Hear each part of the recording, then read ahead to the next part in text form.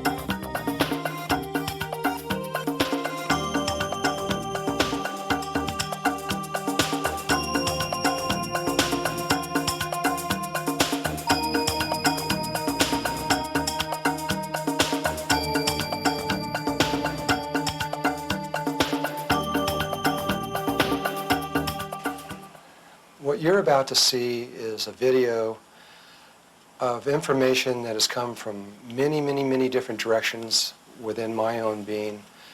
And many people have asked me exactly who it is or where did this information come from, because it's a varied set of parameters, and yet it comes together into one big picture. So just for the record, and just for everyone to know who and where this came from, and to give these people credit, I would like to talk about who my teachers were and where all of this came from.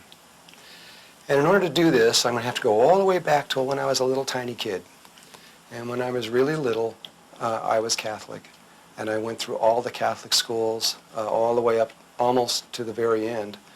And through high school, I didn't quite make it through high school, but I got almost through high school. And of course, Jesus was the first person that has ever influenced my life and through what is being transmitted to you through here. But as time went on, in my early 20s, I began to see that there was more Not that what Jesus had to say was incomplete, only that I had a longing for a larger picture of what was being said. And I made a big switch. I actually became Jewish. And I began to study the Kabbalah and to see what that had to say relative to what Jesus had to say. And this went on for a few years until something that began to happen in my life in the early 70s. First of all, probably the most important thing that happened was I literally died on April 10th of 1972. And in a single breath, part of who I was, you could say, left here. And in another breath when I breathed back in, the person who's talking to you now began to breathe through this body. And that, of course, had a big influence on my life. At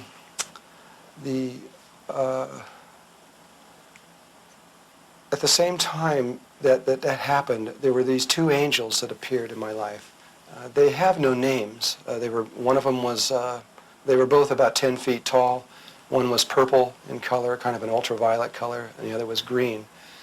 And over the next few months, as they would appear into the room and begin to talk to me, they led me to many, many, many different teachers around the world. Some of them I physically connected with, some of them I psychically connected with, and in various ways I communicated with many people, which was probably about 70, though that's a guess.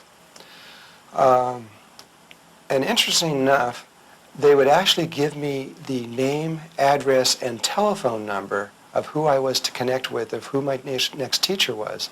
It's kind of a funny feeling. I remember in the beginning, they'd say, okay, you're going to see this person, here they are, and call them up. So I'd just call them up, and sure enough, it would be that person. It used to kind of blow my mind in the beginning, and I got used to it.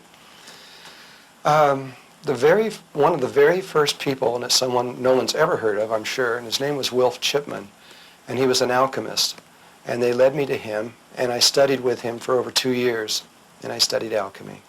And he was an extraordinary teacher. He really knew what he was doing on a lot of levels, and it was a very important groundwork, especially coming out of the Kabbalah. And at the same time that I was working with Wilf Chipman, there was another person that some of you may remember, which was Kirpal Singh, and I began to work through him and work with him during that time. This was back in probably about 1972. At that same time, I was brought to or introduced into the Order of Melchizedek. It's actually Alpha and Omega, Order of Melchizedek.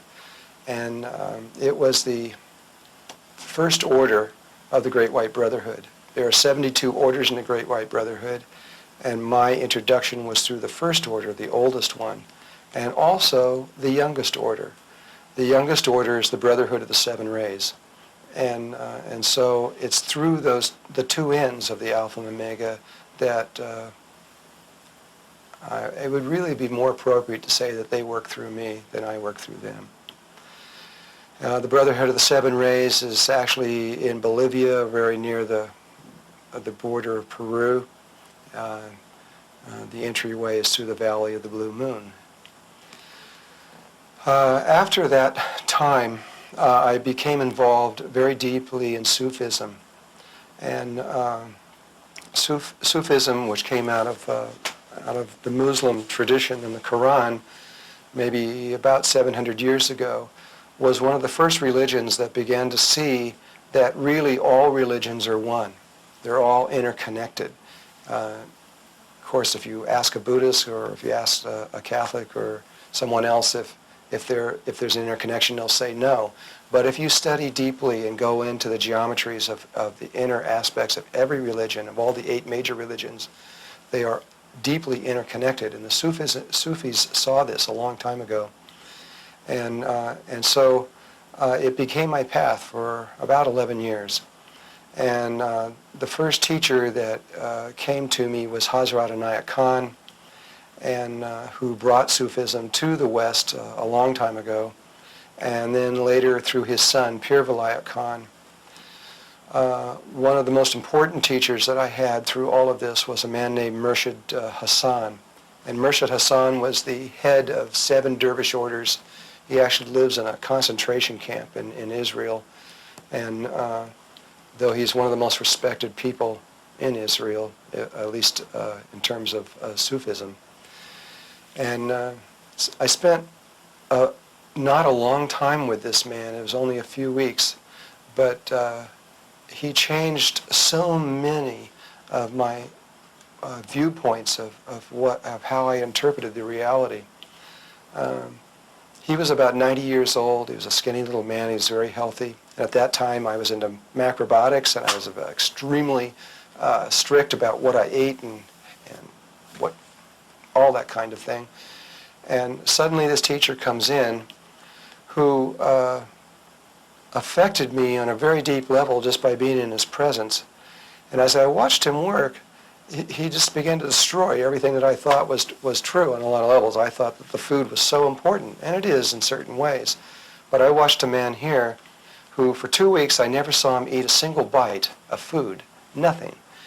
He may have snuck something in his room or something, I don't know, but I didn't see him eat anything. But what I did see him do was he took a cup about this big, put about half filled with pure white sugar, pour this thick coffee into it, and smoked these long cigarettes, these brown cigarettes, and all he did was drink this sugar coffee water and these cigarettes. It's the only thing he ever ate. And yet his light that came off of him was incredible. He loved children. He saw children as the true teachers of the world. And if someone would bring a child into the room, he'd be sitting on a stage with 100, 200 people around him, and if someone brought a child into the room, he would just stop. He would get down off of his chair where he was teaching and have the child put on the chair, because he said, this is truly our real teachers. There were other Sufi teachers that influenced me. One was Murshid Isa, who has the Circle of Friends from around the world. And Murshid Sam Lewis, who was a very important teacher of mine. I love them all. I also became involved in Hinduism in lots of ways, and I don't know if I could even begin to bring up all the different aspects of that. I was very closely connected to Yogananda, and I still love this man, who was also interconnected with the Order of Melchizedek. And probably not very many people from the Self-Realization Foundation know that, but he was. And also Sri Yukteswar, which was Yogananda's teacher, and who has recently given me a great deal of information. Also, Bhagwan Sri Rajneesh. I know a lot of people, he's triggered a lot of people on that one for his presence in the United States. He was primarily a Taoist teacher, and he used himself as an example. So here's a man who comes to the United States and has something like 200 Mercedes-Benz or whatever it is, or Rolls-Royces, and everybody's saying, oh, he's just totally into materialism. But what he was doing was showing through his own being exactly what we were doing and using himself. If you understand Taoism, you'll understand what he was doing as a teaching. I was real close with Ram Dass from the very, very beginning, and I really loved this man also. He taught me how that I can just use myself openly, and anything that happens in my life, I can use that openly without fear. In other words, instead of trying to protect your image of who you think you are, just let God do it and open up and just be who you are, and don't worry about what anyone thinks or anything else. And it was very, very powerful what Ram Dass gave to me. I also spent a long time, well, not a long time, but a couple of years at Lama Foundation, where Ram Dass taught a lot. And there were many teachers that came through there that influenced me in what happened here. In fact, the very act of living at Lama Foundation was a great deal a part of this teaching. In more recent times, Sai Baba has been very involved in what we're doing. He is involved with something that's called the triphase, which we don't actually get into here yet. It's a higher level of this work. And his work is important to what we are doing. I even became, while I was at Lama, I even became Muslim for about a year. I did Salat 5 times a day, and I passed through all the various aspects and studied the Quran to see how they saw the world and where they were coming from. And it's very beautiful, their point of view. I really love what they have to offer to the world. The Tibetans played a very important part in understanding the role. The Tibetans probably know more about the Merkaba than anyone else in the world, though Sai Baba is getting very close to it right now. And the biggest teacher that I had through Tibet was Kalu Rinpoche, who died not too long ago, but is now back in human form. He's just a child right now. And he was my greatest Tibetan teacher. I will always say that. I love him. Though I had to study with other ones. I had to go to Boulder and study with Chogyam Trungpa Rinpoche. I didn't really like that very much.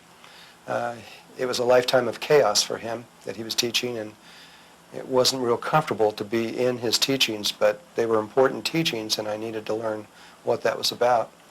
There was a little bit of Tarthang Tolku also that was involved in Tibet, but mostly Kalu Rinpoche had the strongest effect on me.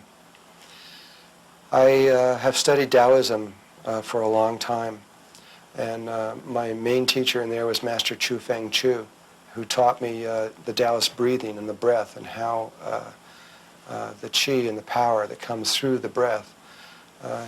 His understanding to me was really, really important. And the I Ching itself, though it appears to just be a book, is much more than that once it's understood. It's an exact replica of the DNA. And that I spent a long time studying. I feel through almost all of this various religious teachings that Taoism is probably the closest thing that I feel is the closest to my heart. There have been many psychic and channels that have entered into this work. People, one, for example, was Bashar out of Los Angeles. That's the actual person that comes through the channel. And Bashar is actually one of the Greys, which we will be talking about. He's not actually a Grey, he's one of the races that was derived from the Greys, coming from the future, 300 years from our future, coming back here to help correct some of the anomalies that have happened here. And his work was very interesting to me in what he has to say. Though I have to admit that probably the biggest influence, or one of the biggest influences, put it that way, that have affected me has been the Native Americans. I have 12 Native American teachers. A couple of those I have not even met yet. They're still coming in the future, but I know that number is how many there are. The first one and the most powerful one that has ever come to me was Grandfather David from the Hopi tribe, who held the Hopi prophecy for a long time. And what he had to teach me and give to me was essential in all of this. From there also was in the Taos tribe in Taos, New Mexico, was Tellus Good Morning, who was the head of the Peyote tribe out of Taos, and his son Jimmy Reyna. And those two, especially Jimmy Reyna, have played a really crucial role. I studied with Jimmy Reyna almost for 14 years, and the way that he would teach and what he would show me and how everything was through the Native American eyes is essential in what is being presented here. Though Tellus Good Morning and Jimmy Reyna were very important teachers in the sense that they worked directly with him on a day-to-day basis, two of the most important, even on other levels, more important people from the Taos Pueblo were Juan Concha and Cradleflower. They were brother and sister. And Juan Concha was the chief of the Taos tribe until the Bureau of Indian Affairs came in and didn't allow that anymore, and they made a governor and a board of directors kind of. And when they did, they took Juan Concha and made him the cacique, or the religious leader. And Juan Concha came to my house for over 35 years before he died, every single year, usually at Christmas time. And I never knew why these guys were coming there. Every year there'd be him and 4 or 5 Indians will sit down and eat dinner with us, and I was going, who are these guys anyway? You know, and after a while you just sort of assume they're there. But he was just making sure that he knew where I was all the time, because we had an agreement going all the way back until the year 1890. And where there were things that I had to do for them, which you'll understand as this video unfolds. Cradle Flower, his sister, she was a medicine woman, and she taught me so much on so many levels. Every time that I needed to communicate with her, or put it this way, every time she wanted to communicate with me, she would send a crow. And the crow would come to my window, and it would just keep pecking on my window until I'd get on the phone and call her or go down there. It wouldn't leave until I'd go there. And then when I get there and I show up at her house, she'd say, well, did you see the crow? And I go, yeah. And then she'd tell me. And it's an interesting world.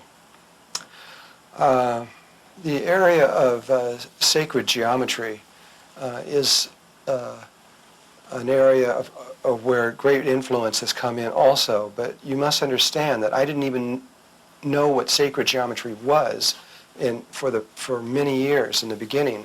These were just images that was coming to me from the angels, and I was just copying them down, and I would get great understanding from them, but I didn't know that there were other people that had studied this before. I thought this was something just I knew.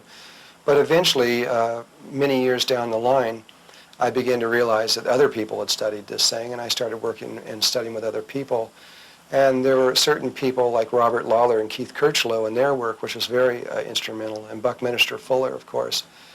Stan Tenen in the language work that he has done, and Darrell Langham's work was very, very powerful in understanding the relationship of geometries to life. And people like Dan Wenner, and there's many other people that have, Bob Gulick, I don't know if I can remember them all, but there are many people that have come in here and have shown me things about sacred geometry that have even added to. Though most of this work you're going to see came before I knew any of this. And probably the person who has influenced the geometry more than anyone else, and more information is coming from this one person than just about anyone else, especially around the area of sacred geometry, was someone who is still alive, though he was born 52,000 years ago. I know that's going to be pretty hard to sink in there, but his name is Thoth, T-H-O-T-H, and at least that was his name during the time of Egypt. I'll be talking about him pretty soon, and you'll know more about this particular person. But he's extraordinary, and he's been helping people all over the world to understand the deeper levels of what life is really about. And I guess in the area of science, there's been one person who has dramatically affected many of the ways of my interpretation of the reality through science. And this was a man named Bob Dratch, who lives in Colorado. And his work is incredible because he has understood and now understands the relationship of what's called waveform and reality. It's the unfoldment of 0 point, which is how a womb works, how creation actually comes into being, is at this moment being understood by the world, though not too many people talk about it. And so his work has been very powerful. So I'm sure there's probably other people that I'm leaving out, and to them I'm sorry if I haven't at this moment come up with your names. But this is a list of most of the people and areas that have influenced what you're about to see. So, thank you.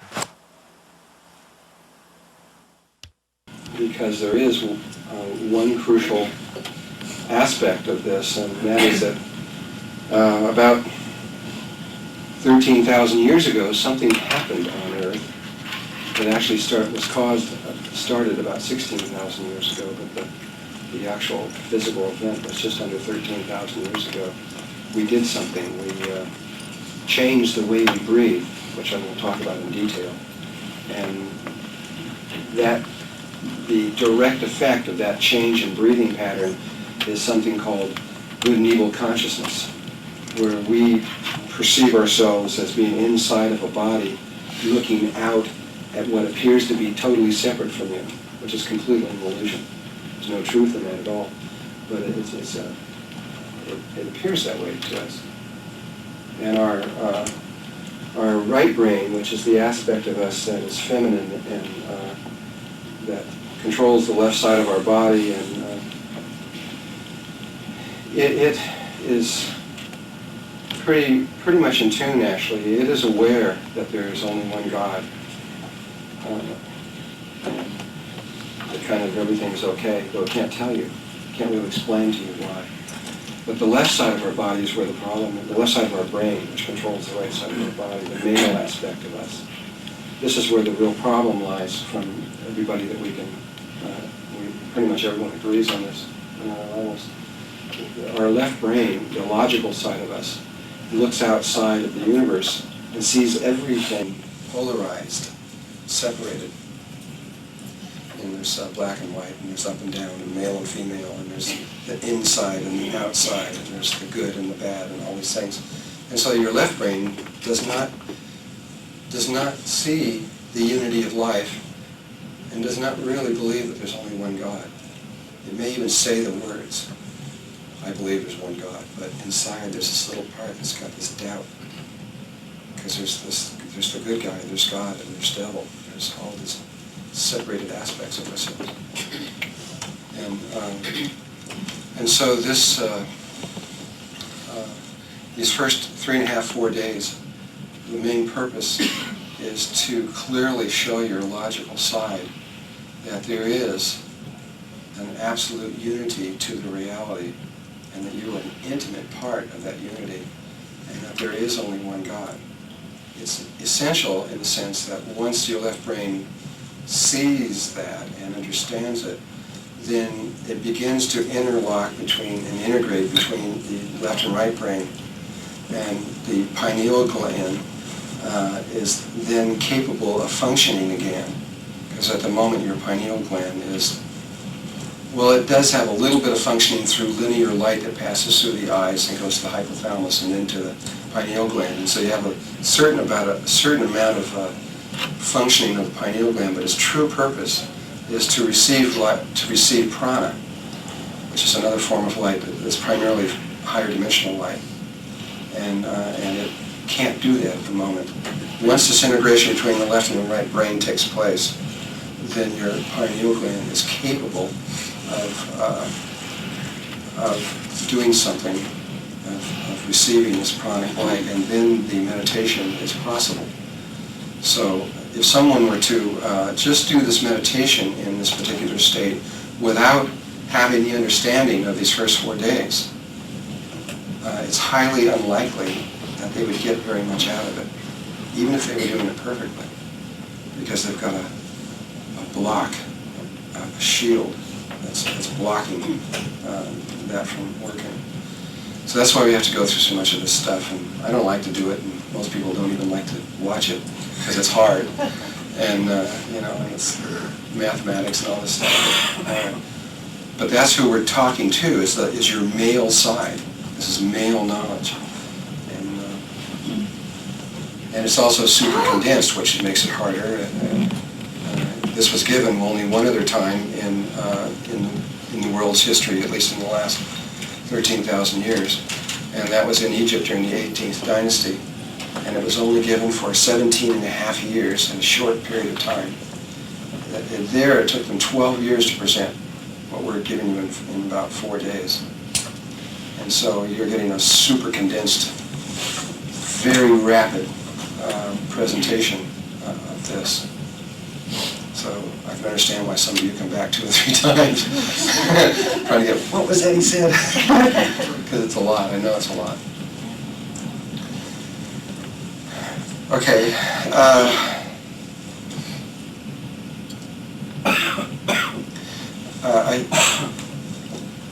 The other thing about this is that you just come here and listen to what I have to say and then go home and practice the meditation kind of thing, you'll kind of be missing the point in a way, because what we're really talking about here, what you might say is group consciousness, consciousness beyond your individual self. And because as you go up in consciousness, you'll keep coming to these places where you realize that you merge with, you might say, zillions of other souls. It just keeps going on these higher and higher levels of awareness. And you have to lose your identity. It's very much like if you look at your body is always this little microcosm that reflects the macrocosm and all it is. And you have all these, you've got about 100 trillion cells in your body. And they're all like people. They're different sizes and they have different functions and they're in different regions and different, you might say, like different dimensional levels and places and things. And they all work together as a whole.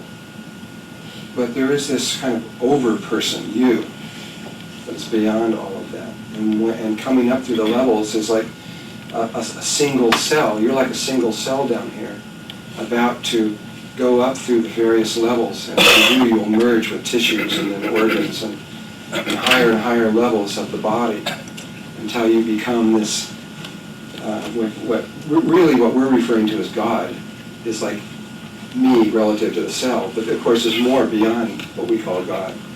Our levels of our concepts of God are limited. But nevertheless, we have to reach as far as our limits will take us, whatever our possibilities are. And that's what's about to happen to us. We're about to go up from a cell to a person, make a huge leap in awareness. And it's going to be a big one. And it's going to happen quick, real soon.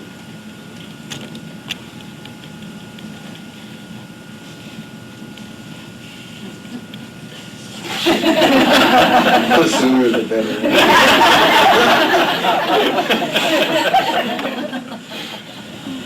This group consciousness thing needs to be reflected here. If at this time, if we can begin to merge with this group, we've got to start somewhere. We've all come from all over the place. People here from Hawaii and England and I don't know where else, all over various places around the United States. But what I do know about these groups is that each one that comes here, I can almost say for certain if you're here at this time, you all have connections together. You may be surprised how much you have in common at certain levels. And if you were to go back into past lives, you may keep seeing how many times you have interwoven with each other before. And you're all been around a long time, most of you. And I can almost say with certainty that you are all have more than likely walked into your bodies, though not necessarily, and sometime in your life, and you are almost more than likely interdimensional beings, that you've come from another dimension, not another planet, another consciousness level. And you've come down here for a purpose and a reason, because that's primarily what one of my main purposes of communicating to these groups like this is to act as a catalyst to remind you of who you are, so that your memories can come back and you can remember where you came from and why you came here and these kinds of things, because this is important for you to finish what you have to do here. My background is mostly in mathematics and physics. That's what I started out. I got within a few days of graduating in that. I had 1 quarter left. That was at the University of California in Berkeley, when I decided that that's not what I wanted to do. And I switched from the left brain to the right brain and went into fine arts and painting. And they thought I was crazy. Maybe I was, I don't know, but I did it. And it took me 2 more years to graduate. But I can see the wisdom in that now and why I did that, though I couldn't understand even at the time why I was doing what I did. because when you look at what's on the screen here, you'll see it's an integration of art and science, mathematics, and religion, which is what all the ancients all tell you, is that those three things are all interrelated. Art from a long time ago was not expressionistic type art that we have now. It was a very holy thing that was done, and it was sacred. But at this point, of course, it could be almost anything. In my own life, I was, like everyone else, trying to figure out why we were here and what was going on. I went into the military when I was really young, thinking that might help. It did, actually, because I ended up in Vietnam. I spent 13 months there, long before everything started happening, way back in 1962. And found myself out in the jungles and living in just little shacks, learning. What my job was to teach English to the Vietnamese, because I could speak Vietnamese. And so I spent a long time there, and it was there that for the first time, that I saw someone different than Americans. And I saw the amazing nature of the Vietnamese, which is real different. Their hearts are so much more open than ours. I fell in love with them, and I didn't want to return. I didn't know what was about to happen. I was ready to just go off into the jungles and forget it, and just stay there, but I didn't. And when I got back, I was even stronger, wanting to know what was going on, and so I went to college, thinking maybe that would figure it out. And so that's the reason I went into mathematics and physics, trying to figure out what this stuff was out here, and looking in that way.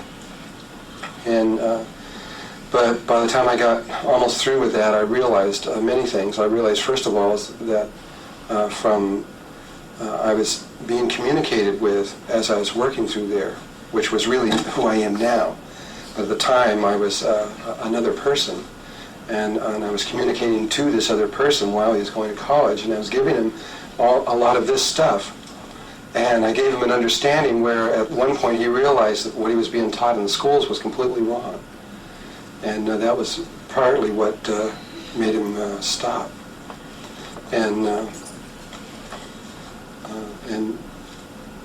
really there is no wrong or right in this. It's always an interpretation. It's how we interpret things.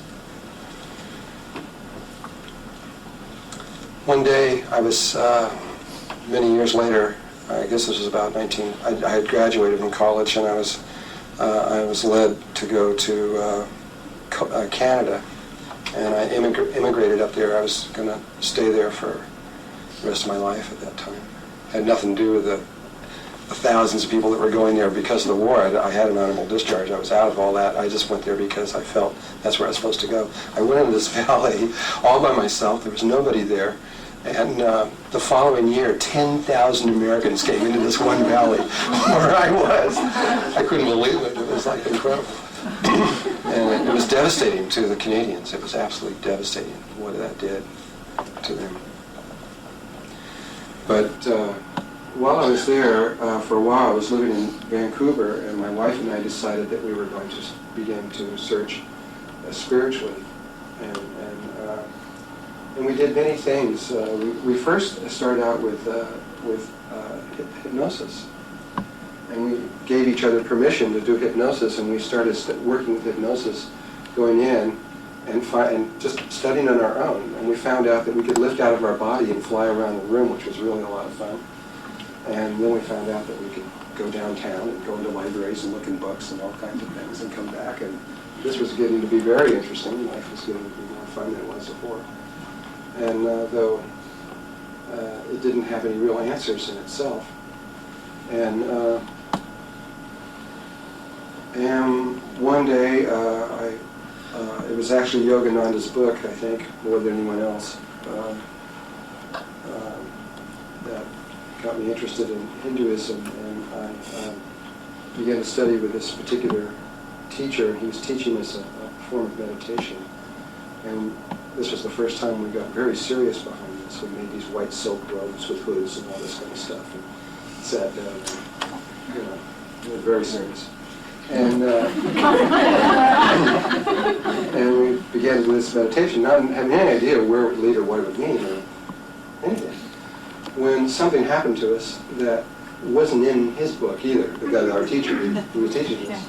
And these two very tall angels, we were in this room that had 15-foot ceilings, and these about approximately 10-foot angels appeared in the room. And they were two of them, and one was kind of an ultraviolet light.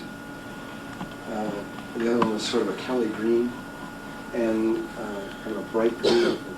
And they were identical, and they were transparent. You could see right through them. Their faces were so bright that I couldn't see the faces. Still can't see the faces. There was so much light coming from that area of their body. And they communicated with us telepathically, because the sound would come from inside of us.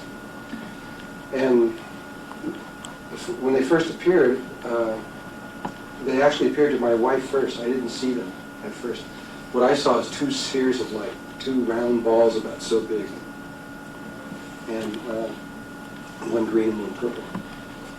And it was only later when I was communicating with my wife, she says, well, I saw them as two big angels. And really? You saw them? I saw these little balls. And it took me a year to see them as angels. I had to work at it real hard. And what they told us was, the very first thing they said when they came in was, we are you. We are not something separate from you, though you are seeing us outside of yourself. We are literally you. We didn't know what it meant. I didn't know what they meant when they said it.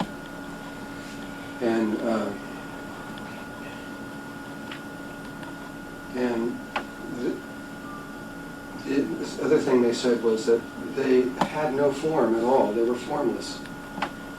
But they used form, sphericalness or angelness, as a vehicle of communication, to communicate with us. And so that there was something that could communicate in a polarity world. Though, from their point of view, they had absolutely no form at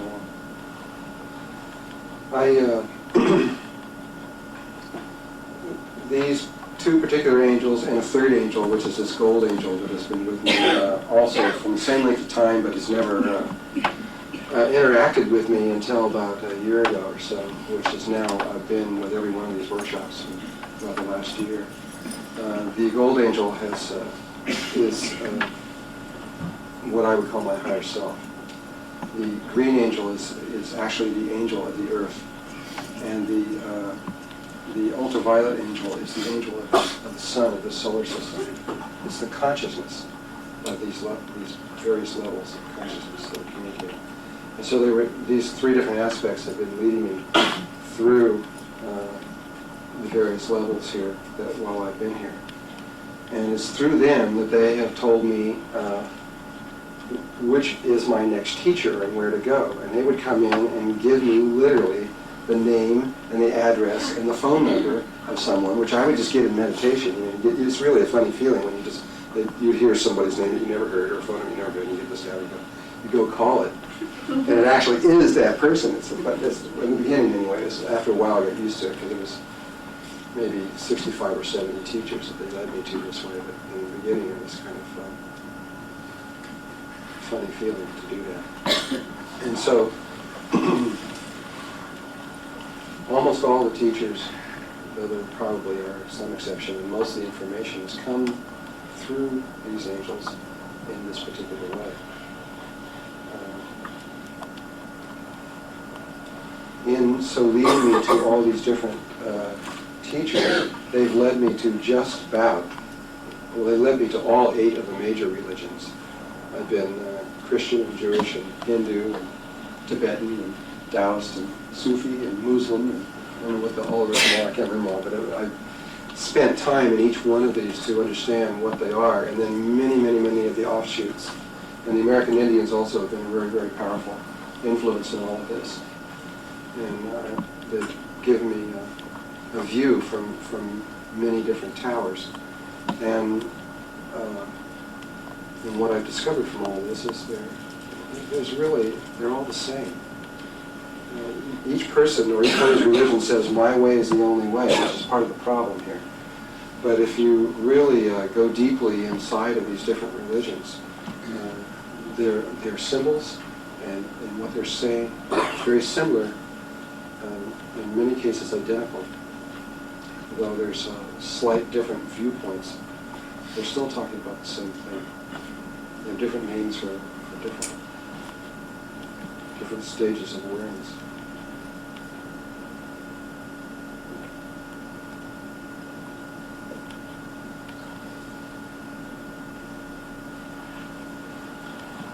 So,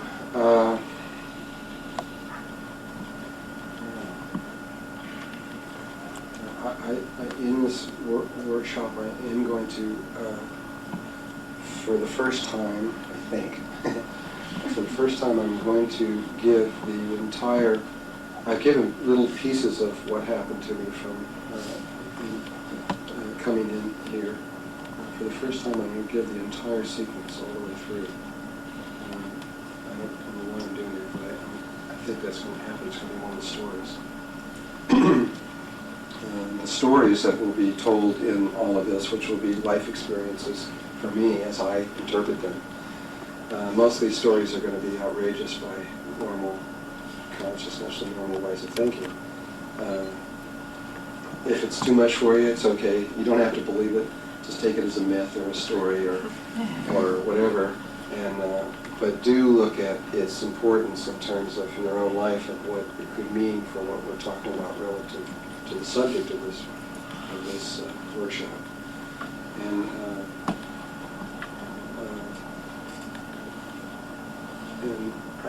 And throughout all of this, not only in the stories but even in the information, don't believe anything I say.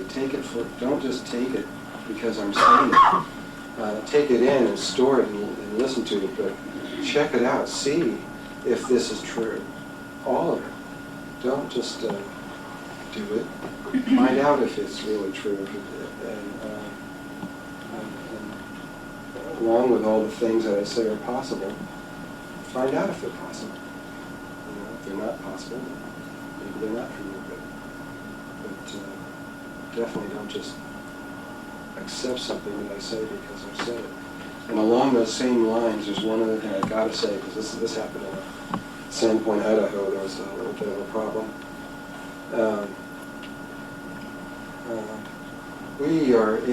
We're going to talk about the yugas. These are particular ages.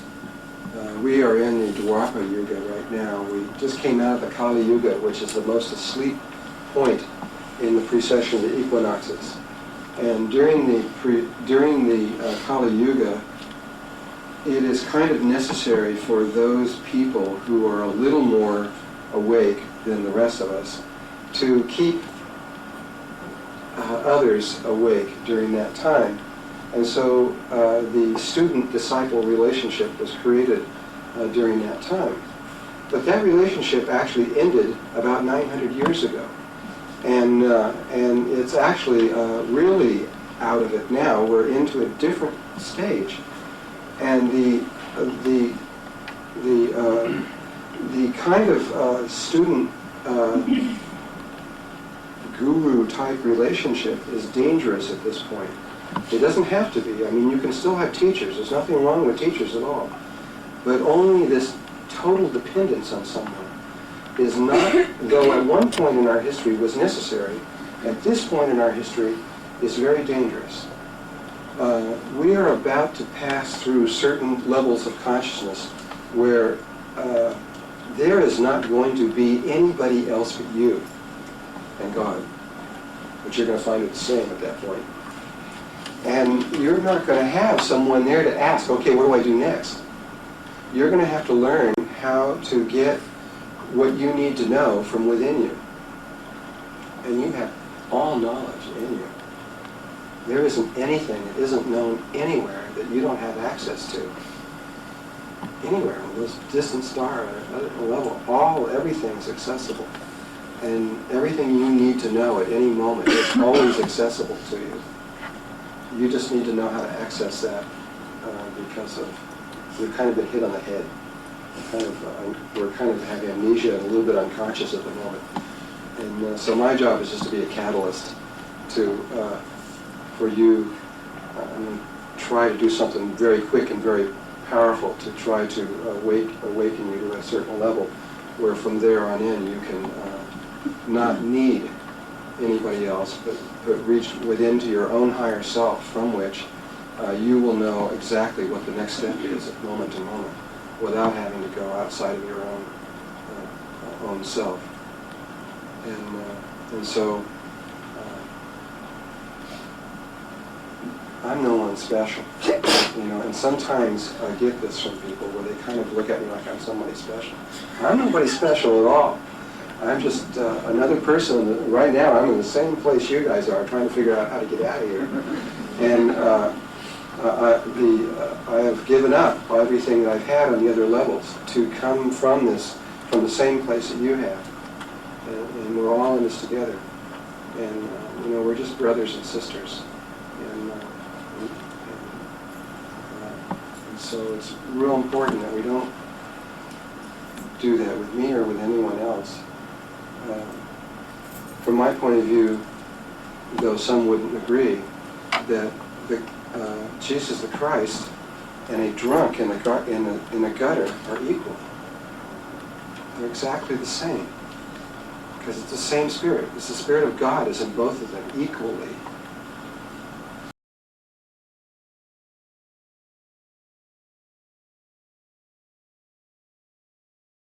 Great Spirit, O Holy Trinity, Mother, Father, Child God, Creator of all life everywhere. Thank you. Thank you for this circle, and thank you for the love that flows through this circle. For without this love, we would never be able to see you in the eyes of every person before us. And may all the beings of light who wish there to be love and truth and beauty and trust and harmony and peace throughout the cosmos, may those beings who have responsibility with us be here to help us to open our hearts and our minds so that we can understand what is being presented and make it real in our lives and live it and breathe it and bring it down onto earth now, today.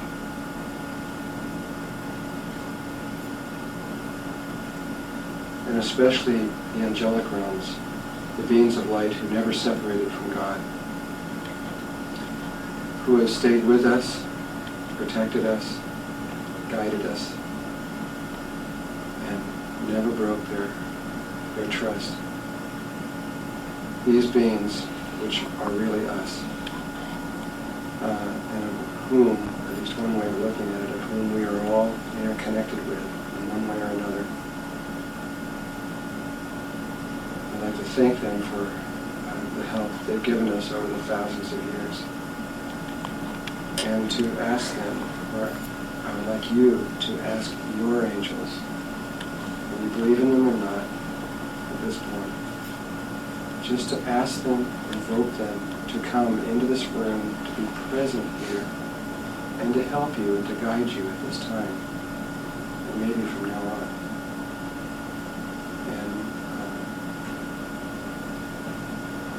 And when you ask them to come in, feel their presence. You don't have to see them necessarily, but you will feel them. And they usually come from behind your left and your right shoulders. Well, not necessarily. So just take the moment now and go within yourself and ask your angels to be here for the next few days.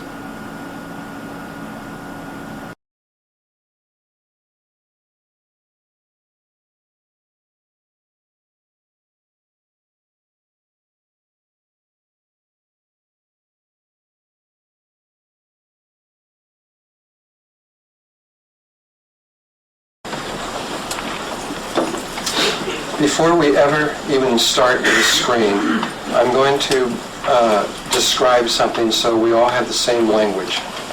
This is this thing about dimensions. we all talk about these other world stuff.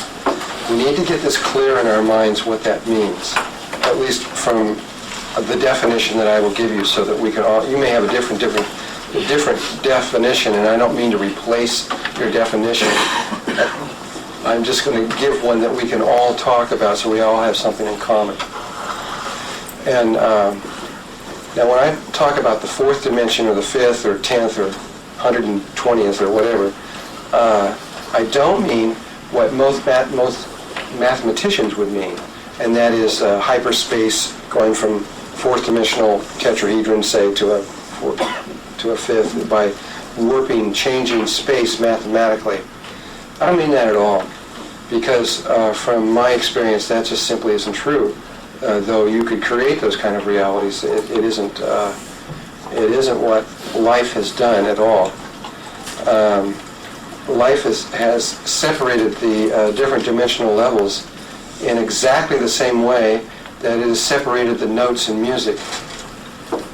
And so, if you're to look at a piano, you've got your white keys and you've got your black keys, and your white keys are your whole notes, which goes, C, D, E, F, G, etc., just whole notes, and your black keys are your half steps.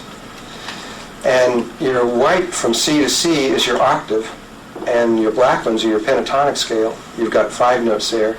And when you add the black ones to the white ones, you get 12 notes in which is called the chromatic scale. So if you get all your sharps and flats in there, you have 12 notes. 13th one is the same note as your 8th note.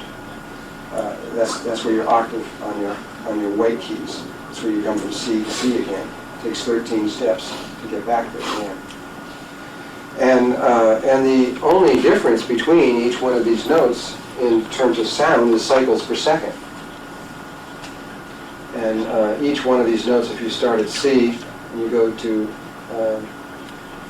C, C sharp, D, etc., the differences between each of the notes are 11 cycles per second, or multiples of them. They're always 11, 22, 33, 44, 55, 66, 77, 88 cycles per second. The relative proportions of that are identical. Let me put it another way. There's something called wavelength in terms of either sound or light, which, just so we get this clear, I'm going to oh, great.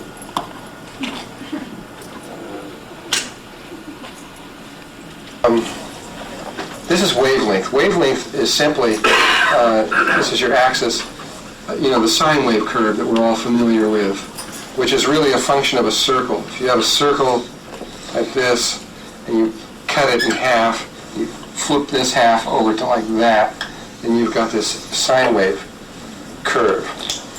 And the wavelength is how long it takes. If you were to measure this line running down the middle, going from here to here, or from any of the nodal points to another nodal point, but say from here to here, the length of this is how long. That's called wavelength. Okay, and wavelength is everything in this universe. It's everything in all the universes that are associated with us, without exception whatsoever. There is zip that aren't a function of wavelength. And wavelength is everything. I mean, I can't tell you what it means. If you look at the electromagnetic spectrum, which we are going to in great detail after we've gone a long ways, you're going to see that everything from microwave towers to gamma rays to sound waves to everything is all a function of how long the wavelength is.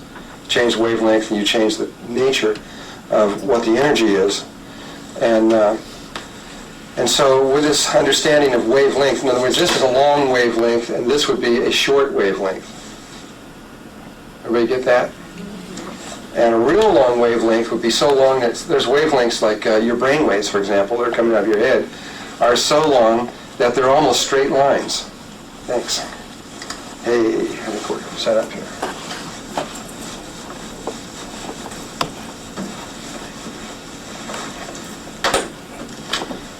I bet this works. Let's see. Aha. All right, great. Let's get rid of these guys. So, and you've got little tiny wavelengths, and you've got them so little you can't even see them. There's microwave. I mean, they get really, really little, and they get really, really long. And again, your brain waves that are coming out of your head are almost straight lines. And you go to your cosmic waves, and they're so little that they're 10 to minus 18 or something. They're so small that you can't hardly even see them.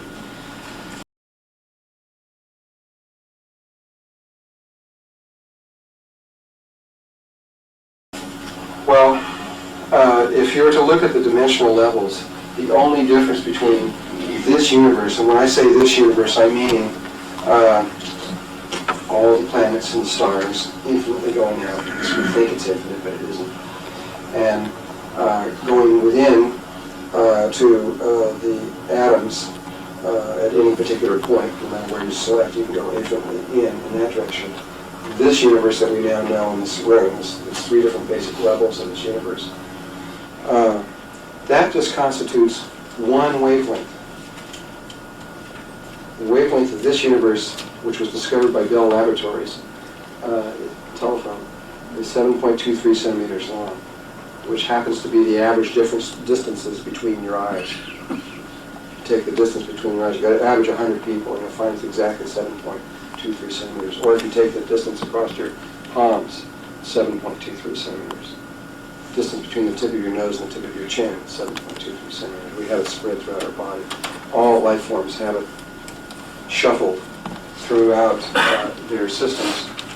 And Bell discovered it when they were creating the microwave towers that stretch all over the place. They happened to pick 7 centimeters as they're transmitting a wavelength by accident or whatever. And when they set up the whole system and turned it on and threw the big switches and got the whole thing going, they had this incredible static running through the systems. And when they tried to locate where it was, they looked through their systems and they looked into the earth and looked everywhere else. But then when they pointed up to the heavens, they said, "Oh no, it's coming from everywhere." And it is literally everywhere. And the reason it's 7.2, you can communicate that from a quantum mechanic point of view. Now, let me just say one more thing here. I'm going to get sometimes maybe speaking over some of your heads. Don't worry about it. Just watch this stuff like a movie. Take in what you can take in, and don't worry that you're not getting something, because you're getting whatever you need. And so I'm talking to a lot of people on a lot of different levels. And just get what you can, and what you can is okay. In quantum physics, you can look at like this pin as either being made up of little tiny particles, or made up of you could say sound, wavelength. And if you looked at all the, so there's a very specific what's called a sine wave signature. We saw what a sine wave was. A sine wave signature is, say, something that would look like this. It would come up on a computer monitor. Or maybe it would look like that. Or maybe it would be, there's like a handwriting signature. It's a very specific signature. And every physical object in the universe has its own signature. Its own sound wave signature. In fact, it's a language. Some people believe that if, in fact, it is possible, if you absolutely create the signature, you create the object. But if you took all the objects in our universe and they're all putting out their own sound, if you want, and if you average or compute the average of all those sounds, you get 7.23 centimeters long, which is a pretty short wavelength of about so long, like I said, distance between the eyes. And from my point of view, that's also Om, that the Hindus and Tibetans refer to Om. Om is the sound of the universe. It's the sound of all things at one moment.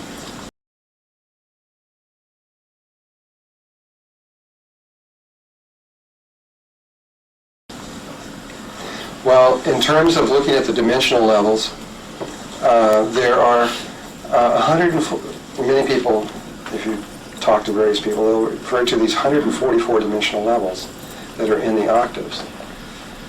Well, what this is, again, looking at your music, you have 12 basic notes.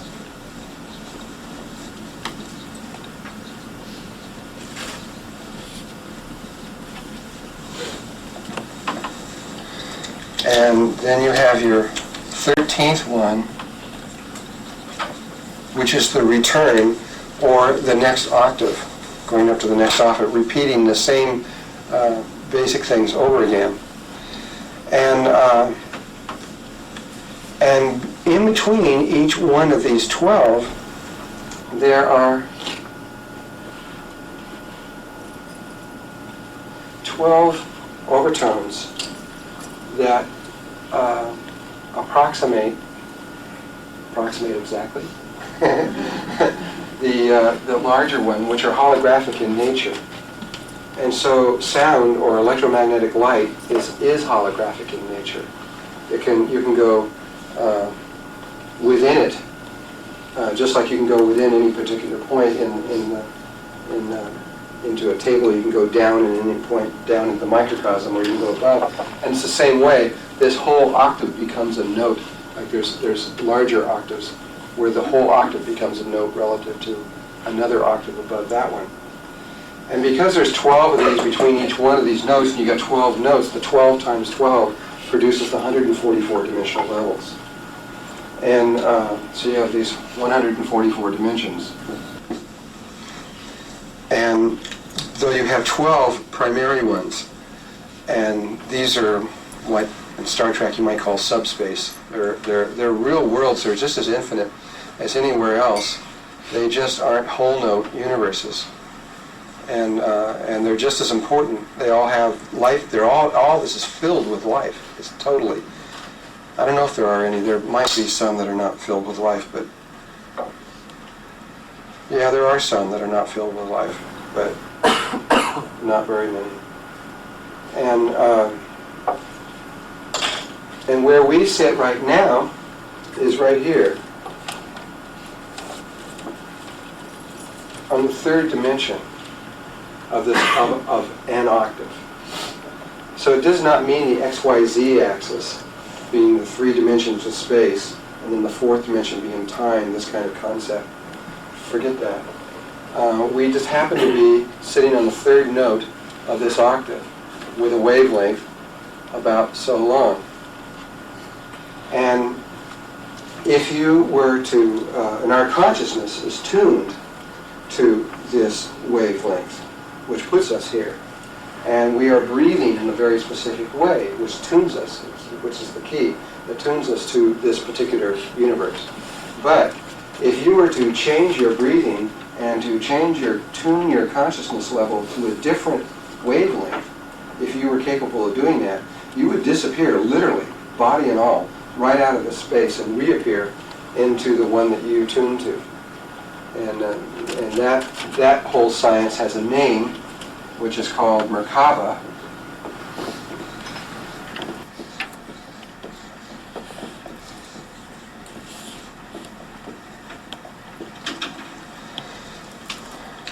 And Merkaba is one of the bottom lines of what we're going to talk about in this workshop.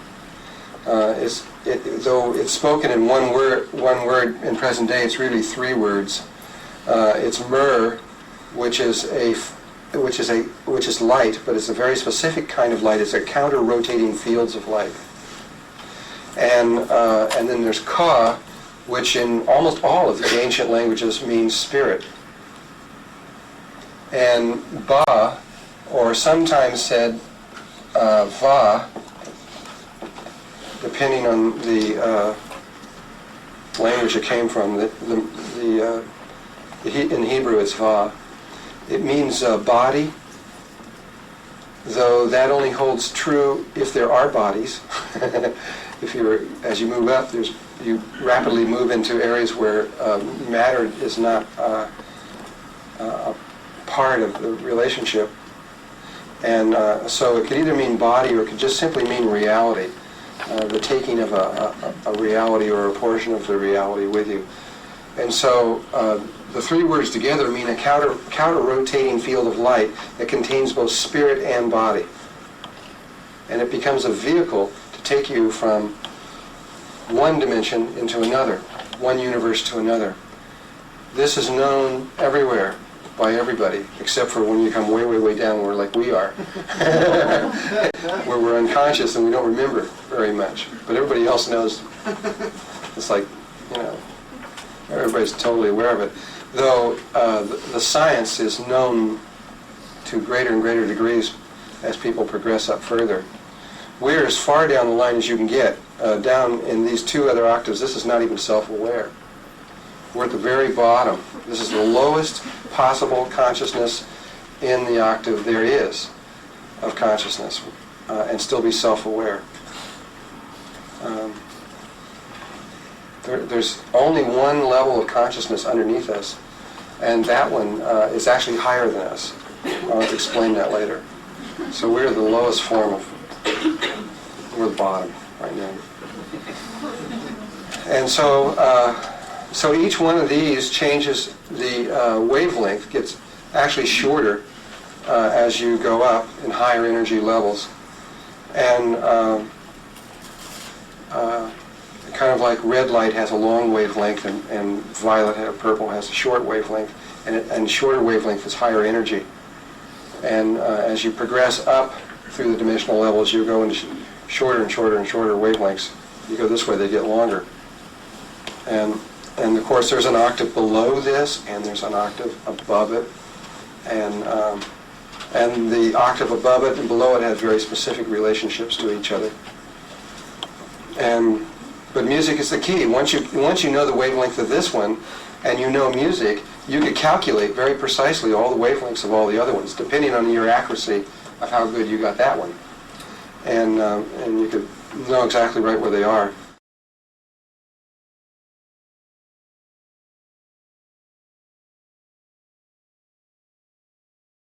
And in between these, in between each one of these universes is nothing. It's void. It's absolutely no thing. And there's different kinds of voidness. There's 144 different kinds of voidness, each one having different meaning depending on what one you're in. But it's no matter how you do it, it's nothing. No thing. Only spirit moves through these various levels. And though they have learned how to take matter through these voids up to here. And right there and over here also, there are what many people refer to as the Great Walls.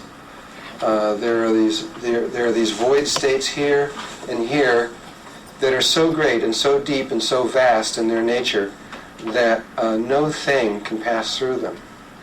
This is the dilemma of certain people like the Greys, which we will go into later on. Many of you may not know who the Greys are. But the Greys are a particular race of beings in this octave that have progressed intellectually to the point of saturation, you might say.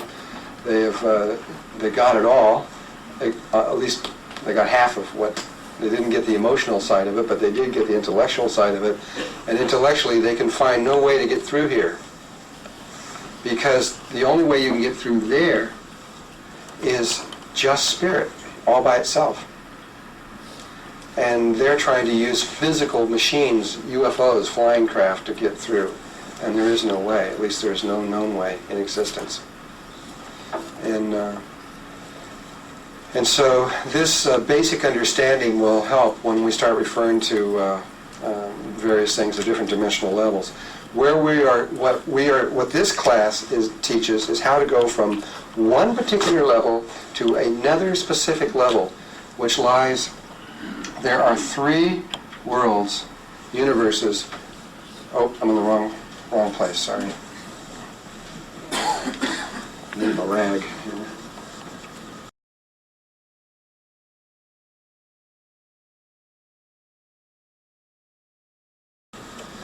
there are three worlds that sit right here. Oh no, I was right. Third, fourth. 1, 2, 3. They sit right here, right before the fifth dimension. It's the 10th, 11th, and 12th overtone of the fourth dimension. This is the fourth, and this one's the fifth on a chromatic scale. And it's right here that we're going to go from here to there. And this is just above the angelic realms, of which is the 7th, 8th, and 9th overtone of the fourth dimension. And the 10th, 11th, and 12th is where a particular level of unity consciousness begins to take place. It begins in these levels, though it really doesn't really impact the person making the transition until they get to the fifth.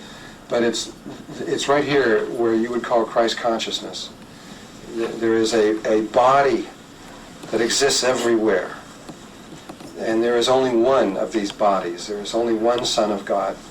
And this body extends from this point out, and there's, you might say, an infinite number of beings that are connected to this body, or cells in this body. And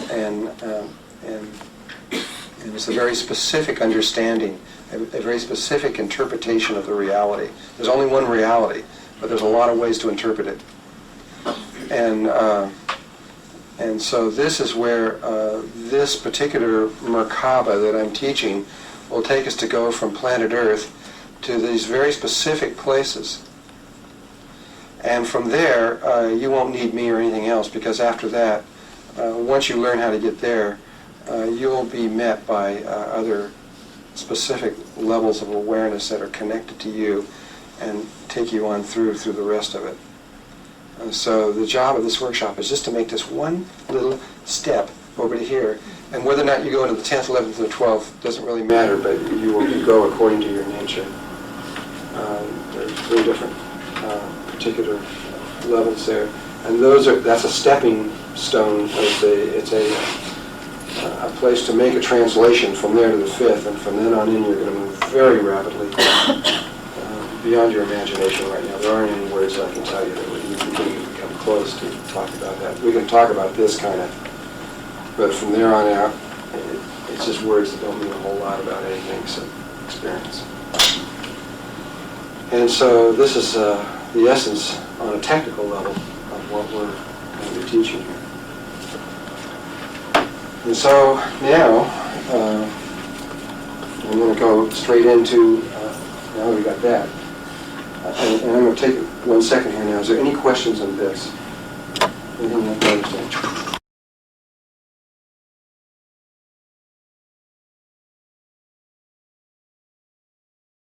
When we go to the fourth dimension of the 10th, 11th, and 12th, is it Earth in a higher dimension, or is it someplace totally different? Yeah, we will be on Earth still. On another, there are many. The dimensions are all superimposed. They're not. You don't go anywhere to get there. All of them, without exception, are right here in my hand. They're all passed through each other, and they're all in the same place. It's a matter of tuning. It's like a television. You got one TV. You change the channel, which all you're doing is changing the wavelength of the reception, and you get a different picture. And so Earth has many dimensional levels, though it's really not that many. It has the third dimensional level. It has there's kind of a vacuum right after the third, but in the fourth there's a lot going on between the fourth and all the way up into. Well, we've got it going all the way up until, we've got sun going all the way up until the 12th. At this point, we've even got it over into the 13th, which is incredible. There is the cream of the crop of our awareness has made the Ascended Masters, a small number of our Ascended Masters, has figured out how to get onto the other side of the wall. So Earth has made the leap all the way over to here, though it's only a very small number of us. And so we have these different places. In terms of the octave,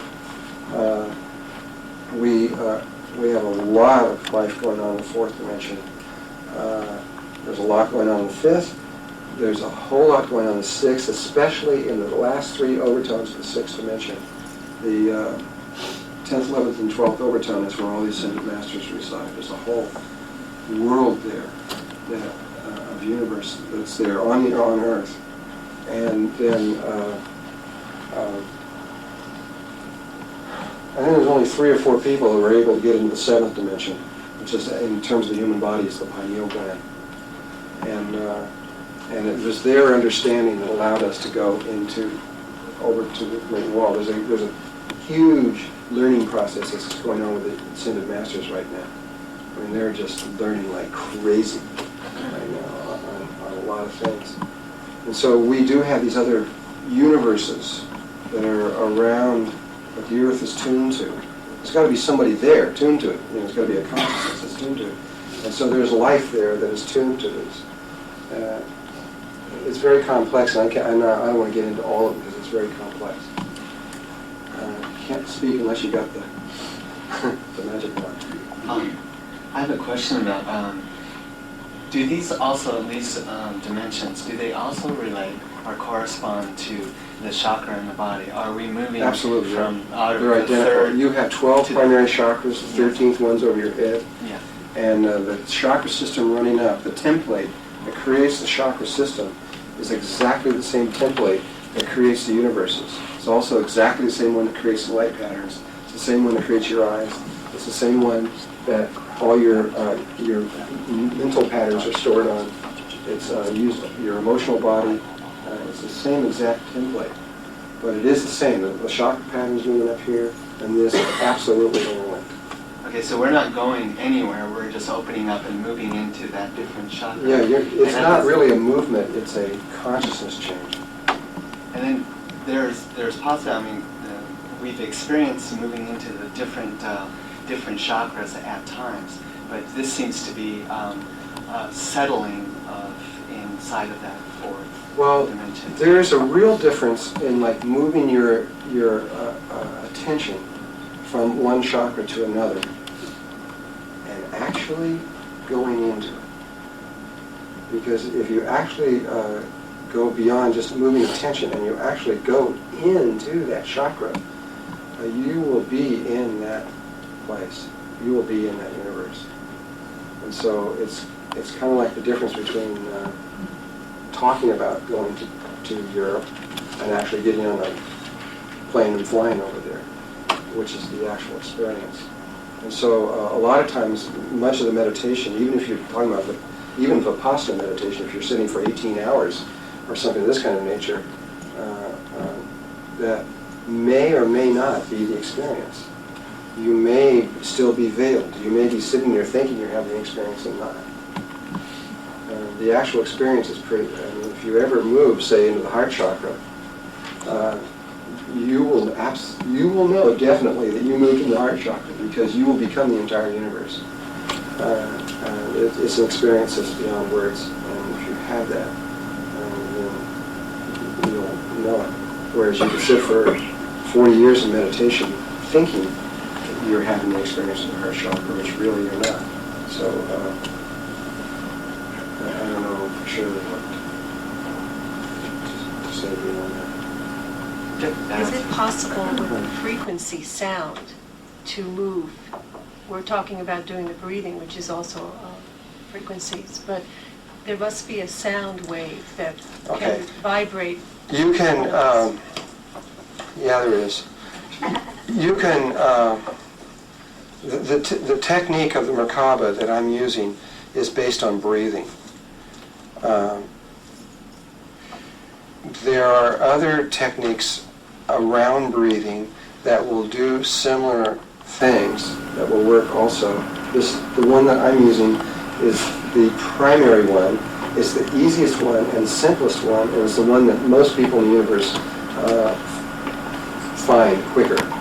Though there are lots of other ones, it's not the only way. There are other breathing techniques. But the criteria is that all you have to do is tie the information of the Merkaba to any aspect of your physical body. So You could tie it to sound. You can tie it to the human voice. The human voice has the level of frequencies of everything that's necessary to scan this. You could also tie it to other aspects of the body. You could tie it to the very movement of the body through space, if you wanted to. You could tie it to sexual energy and tantra, or to heart rhythms. It has to be something you can control. You have control over. If you can control your heart, then you can use that rhythm. One of the easiest things to control is breathing, and it has direct relationships. So that's why we use breathing. It's the simplest one. There's a lot of other ones. If you study Shiva in Hinduism through Shiva, you'll see that there are 113 forms of meditation that they teach. And this is very similar to what I'm saying. The first 8 of those 113 forms are breathing techniques. Now they say these are all the meditation techniques that are in existence, according to Shiva. The first 8 of them are breathing, and they're very different patterns, and no matter what the breathing pattern is around the world, they can fit it into one of these 8. And then after that, you've got 104 more. It's actually 100. There's 112 and 1.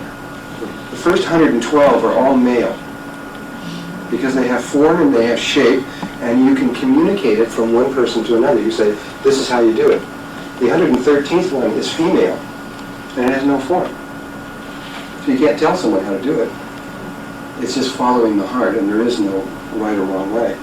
And so that's different. But the male ways all have, you do it this way, and you breathe this way, and you do this way. You got form to it.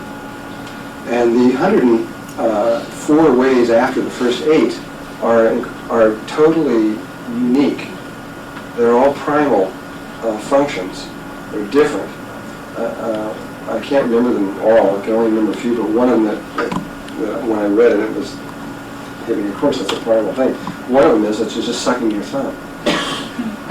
It's very primal. It's the first thing a baby does, Neil. And for some people, they can suck their thumb and remember their connection to God. Only a few, just one, and maybe 200,000 people. I'm just guessing at that. It's only a few. You can, if you start messing around with this stuff before you're ready, you could go into some dimensional level that you're not ready for. And when you do that, what life does, if you show up somewhere where you're not supposed to be, life kind of confiscates you. Says, okay, you got here ahead of time, you just wait now. And it'll hold you there. I mean, you won't be able to move. It'll hold you there until the rest of your consciousness, the rest of the cells made up. For those of you who read the Emerald Tablets, who's read the Emerald Tablets here? A few people. Remember when Thoth was entering into the 6th dimension? He wrote that book 2,000 years ago. And but at that time he was really afraid, because that was when he was just beginning to enter. And of course now they're all living in the 6th dimension. They were just going in there, and when they got in there was the hounds that were chasing them and trying to get them. And if they got them, they would hold them and keep them. They don't kill you. I mean, they just hold you. That's all. They just keep you there for a while. And so you could get detained or arrested if you proceed too quickly and too far. But you won't get hurt. I mean, ultimately, you may have to wait a long time. It would be better to proceed in an organic, not to be in so much of a hurry and experience each one of the steps that you want to. Can we only get a couple more questions? I'm going to go on. You mentioned that the grays could travel from one wall to another. They are trapped within these walls. So they can exist in other dimensions, or do exist? Oh yeah, they're real good. They can go anywhere within these 144 dimensions. They just can't get out. And the Lucifer aspect, how far can he travel? Also from wall to wall? Lucifer's also trapped in those 144 dimensional levels. Thank you. Okay, 2 more questions and that's it. Just these 2 people here.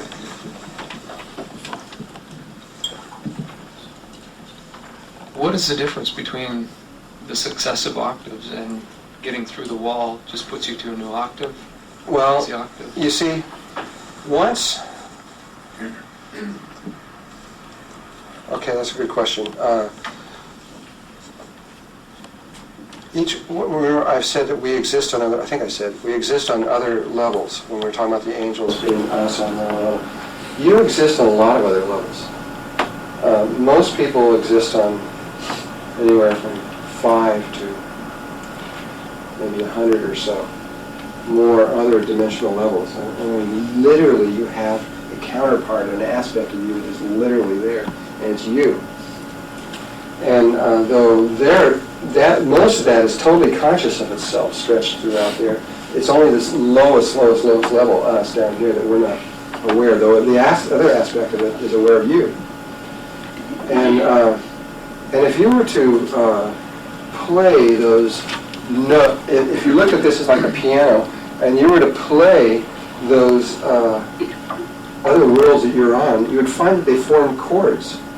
Almost always. It's really rare, unless you're a terrible piano player. Usually, almost always will be in harmonic, other dimensional levels that are harmonic with the one that you're in. And there's a lot of combinations that can come out of here besides this one. So there's lots and lots of other combinations. But what happens is a person or a little spirit will learn how to play one chord, and then once it figures out, hey, we can make chords, it'll try another one, and then another one, and another one, and pretty soon it learns how to play the piano. And eventually it learns how to go through all 144 dimensional levels. And the key is to be able to go into that world and be conscious and stable and stay there. Because what usually happens when you go into a dimensional world that you're not supposed to be there, it's either going to trap you there or it's going to spit you back out and throw you back out. You can't stay there for maybe more than just maybe a few minutes and experientially, or just a short time, and it'll just, you're really throwing yourself out, which I'll explain later. But it won't keep you, you won't be able to stay there. But after a while, when you slowly start learning how to play the piano, you slowly learn how to go into any of these worlds and be comfortable and stay there, no matter where it is, no matter how high it is or low it is or complex or simple or whatever it is going on.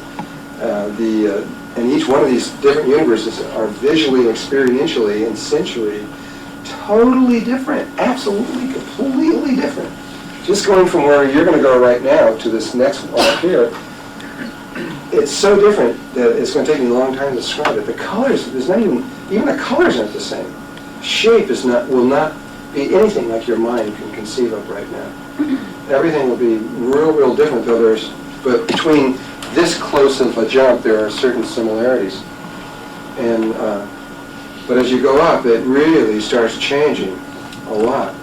And so it takes time and for spirit to eventually get to the place where it can go through all of them. Now, when someone does that, when they finally learn how to do them all, and then they learn how to get onto the other side, and they realize, son of a gun, it keeps repeating itself, and they realize, wow, it's all the same. It just repeats itself.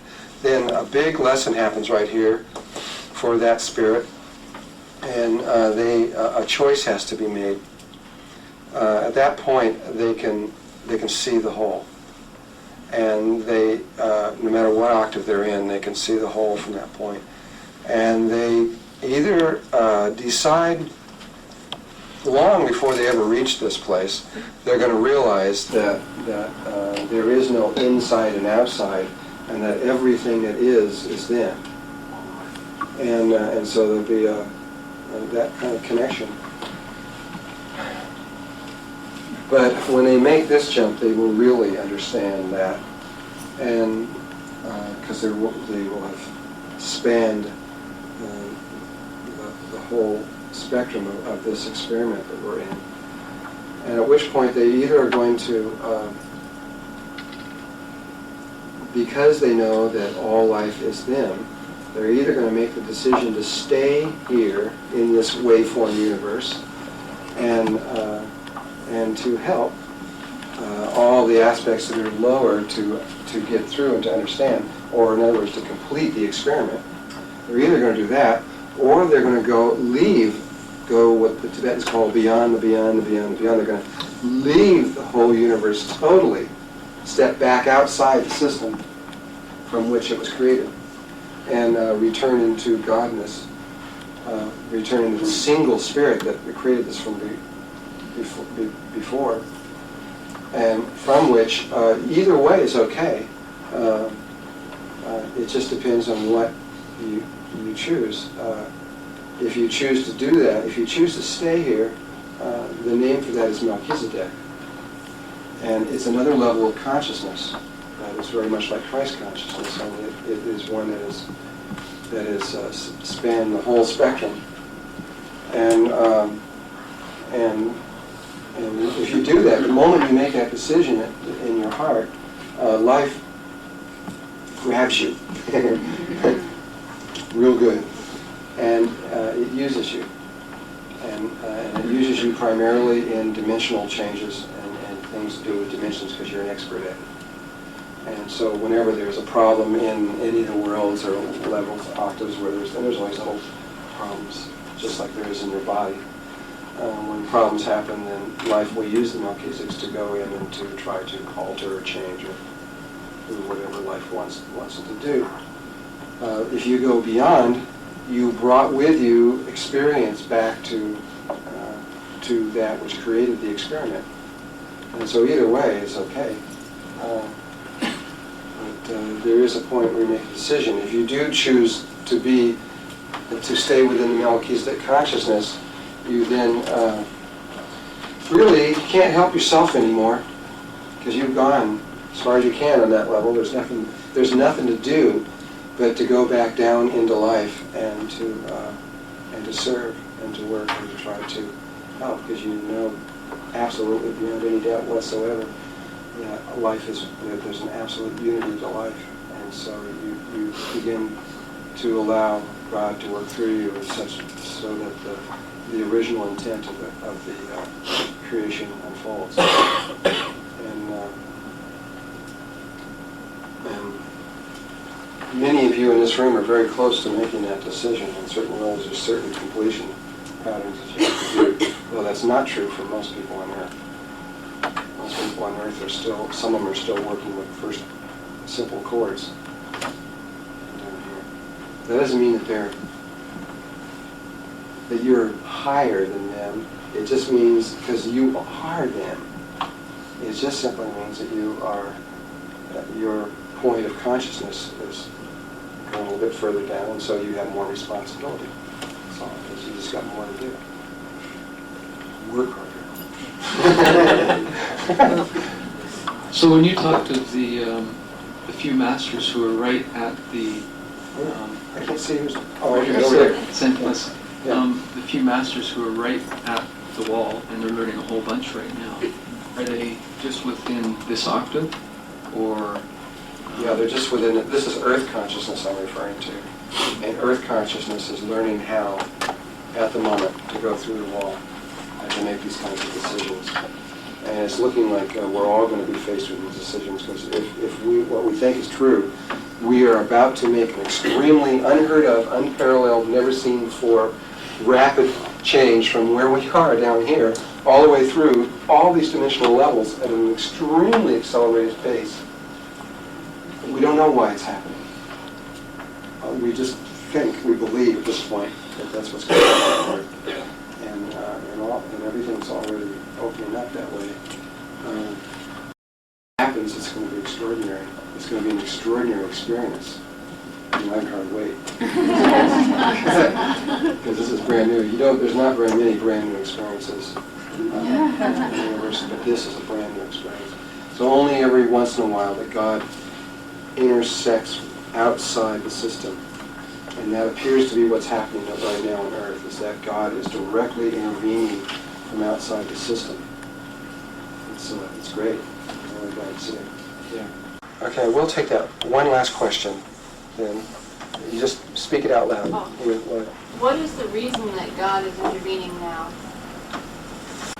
And he put this little seed into the universe and created a situation where there was no other way to go. And then when that seed was chosen, then everything is unfolded because of it. So hidden deep in the universe was this little thing, which we'll talk about later, and it's created everything that's happening here the way it's gone. It's like, it's pretty obvious that this is what us on the outside of the system wanted to take place, but why now? I can say why now on certain levels, but why now on the big picture, I have no idea. Okay, one more. You're absolutely right. Yes. Okay, give her the magic wand. And then right after this, we'll cut this one, and this will be the first one. So why are we here, and what has that seed been implanted in us? Because before I arrived, I kept hearing that word without ever hearing it before. What word? Merkaba. Well, Merkaba. Well, it's an ancient word, and we all know the sound of it. The Zulus in Africa, when they talk about how they came in. This guy is going around all over the world right now talking about their ancient culture. And he talks about how they come in on these disc-shaped Merkabas, using exactly the same word. It's in their ancient tradition. Or if you go back to Ezekiel in the Bible, or if you go to, the sound of that word is ancient, and it's an old one. But why you, when you're talking about you coming here, nobody can answer that question but you. That's why Us. you have, I mean, each there's a person. group of us. Well, there are people that are coming from, there's people that are coming from the past, there's people that's coming from within the future, there's people that's coming from into the future. A lot of intersecting stuff that's going on here that's usually not done in the kinds, at least to the degree that it's taking place here right now. There's a lot of things going on. We'll slowly unfold this over the next few days to the best of my ability to explain all the different levels that are going on. But there's a lot of people coming here that are very advanced souls that and you have real definite purpose why you're here. Though most of you, or many of you, don't know what that is right now. Or you may feel it in your heart. You may not know exactly what it is. And that's part of my job, is to try to jar those memories. Yeah. Thank you. Okay, one more. You're definitely there. Just quickly, so I have this clear in my mind. When you reach the 13th step, is it a collective decision of all your aspects to leave or stay? Mm-hmm. Or can you straddle? It's no longer you like you think of yourself now. And you are something very different than that. But at that point, a decision is made. And exactly how and where you go from there. So but you it's cannot not be you. in both octaves at the same time. You cannot have aspects of yourself in this octave and then go past the 13th and other aspects. Oh yeah, you can. In fact, when you're on that level, you're capable of being every single octave simultaneously. Every single overtone. You could be everywhere at once. You begin to get that just by the time you reach the 6th dimension. Here on Earth, you can be in 233 places simultaneously. Have 233 conversations in 233 different places. When you get in the 4th dimension,